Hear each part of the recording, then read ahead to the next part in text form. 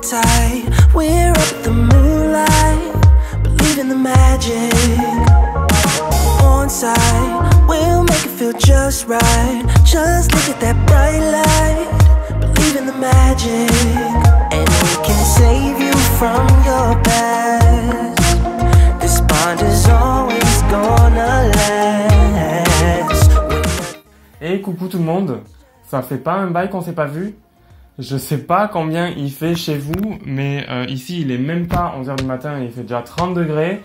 On a envie de fermer la fenêtre très rapidement. Alors vous l'avez sans doute deviné, aujourd'hui on vous montre comment coudre une cravate. On s'imaginait qu'une cravate c'était compliqué à faire parce que il y a une doublure et du coup c'est peut-être bête, mais quand on se dit doublure, on se dit que c'est compliqué à faire. Et en fait, pas du tout. C'est carrément à la portée d'un débutant même. Ça peut être un premier projet couture. C'est super simple à faire. C'est super rapide aussi. Le seul truc, c'est la pointe là. Mais bon, si vous nous suivez sur la chaîne, vous savez comment faire un angle droit en couture. C'est pas du tout compliqué. Et du coup, le résultat laisse pas deviner que c'est aussi facile à faire une cravate.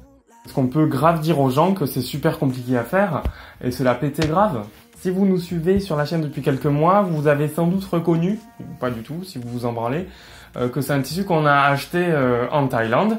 Et du coup, on vous invite à aller regarder notre haul des tissus qu'on a acheté en Thaïlande pour se rappeler des souvenirs. Ah oui, et dernier truc, il suffit de 50 cm pour faire une cravate. Donc 50 cm pour le tissu de la cravate en lui-même et 50 cm pour la doublure. Nous, on vous laisse avec le tuto.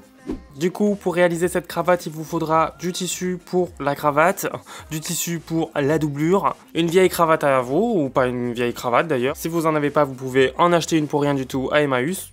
Et enfin, du papier si jamais vous voulez patronner la cravate, comme ça vous pourrez vous en resservir une prochaine fois. Alors on commence par découdre notre cravate, on va s'en servir de modèle pour découper la nouvelle. Et une fois qu'elle est décousue, on vient la découper en deux parties égales avec un angle de 45 degrés. Voilà, on peut se servir de ces pièces comme patron et on peut les tracer sur le papier si on a envie de s'en servir plus tard. Mais comme nous on est des thugs, on va venir placer directement ces morceaux de cravate sur notre tissu. Et on vient placer les deux morceaux de cravate qui nous servent de patron dans le biais de notre tissu. Et oui, on découpe une cravate dans le biais pour qu'elle ait ce côté un petit peu élastique et qu'elle soit confortable autour du cou, parce que sinon on a l'impression d'être étranglé, c'est pas très agréable. On épingle le tout et on vient découper tout autour directement sur notre tissu avec le tissu de la cravate et la doublure d'un coup. Il y a juste la coupure à 45 degrés où on fait attention de rajouter 1 cm de valeur de couture. Ça fait un petit peu flipper comme ça, on dirait une cravate de géant. C'est moche, mais vous allez voir, ça va prendre forme plus tard. Ok, on vient assembler les deux morceaux de notre cravate et on fait attention de le faire de la même manière que nous sur l'écran pour que ça tombe bien une fois cousu. Et on fait bien attention de décaler légèrement les deux pièces pour laisser un petit triangle de chaque côté de 1 cm de valeur de couture. Ça, c'est pour que ça tombe pile poil comme il faut. Une fois que c'est cousu, quoi. Parce que si vous laissez pas les petits triangles, ça sera pas pile poil comme il faut. Vous assemblez tout ça à 1 cm au point droit sous la machine et vous découpez les petits triangles qu'on a laissés. Vous ouvrez la couture au fer à repasser.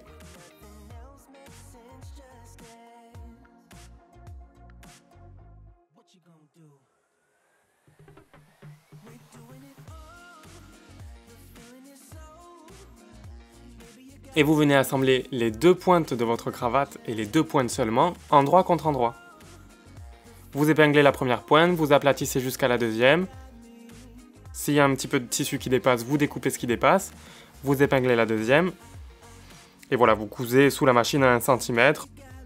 Le seul truc un petit peu technique, c'est de s'arrêter à la pointe. On plante l'aiguille, on lève le pied, on tourne le bout de la cravate, on rabaisse le pied et on continue.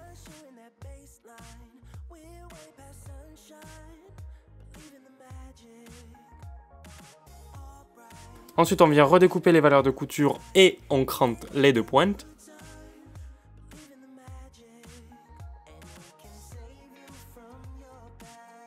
Vous retournez la cravate sur l'endroit et vous poussez bien comme il faut les angles pour qu'ils soient bien nets et bien précis.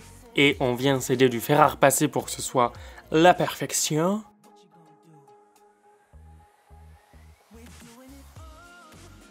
Et ensuite on vient plier notre cravate en deux dans le sens de la longueur, de sorte que la doublure soit à l'extérieur. Si on a un petit peu chié la symétrie au niveau de la découpe, c'est le moment de le rattraper. On fait bien en sorte que la pointe soit pile sur le pli. Et du coup si c'est un petit peu décalé au niveau des bords du tissu, c'est pas grave. On vient coudre tout le long. Il ne vous reste plus qu'à ouvrir la couture au fer à repasser. On avoue qu'on a un petit peu abusé avec la vapeur sur ce coup-là.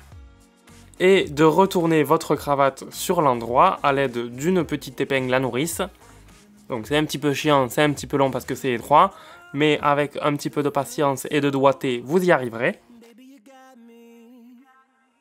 Vous donnez un dernier coup de fer à repasser. Et votre cravate de papa, elle est finie. Oh blé. Et voilà, on espère que cette vidéo vous aura appris à coudre une cravate. On s'est mis à faire des vidéos techniques et vous pouvez nous donner vos idées en commentaire. Venez nous suivre sur Instagram, on vous donne en exclusivité ce qu'on vous prépare dans nos prochaines vidéos. N'oubliez pas de vous abonner à notre chaîne YouTube pour être sûr de voir nos prochaines vidéos. Voilà, Léa et moi-même on vous fait des petits bisous parce que vous êtes nos petits chéris à nous. Et on vous dit à la semaine prochaine. À la semaine prochaine. Bisous.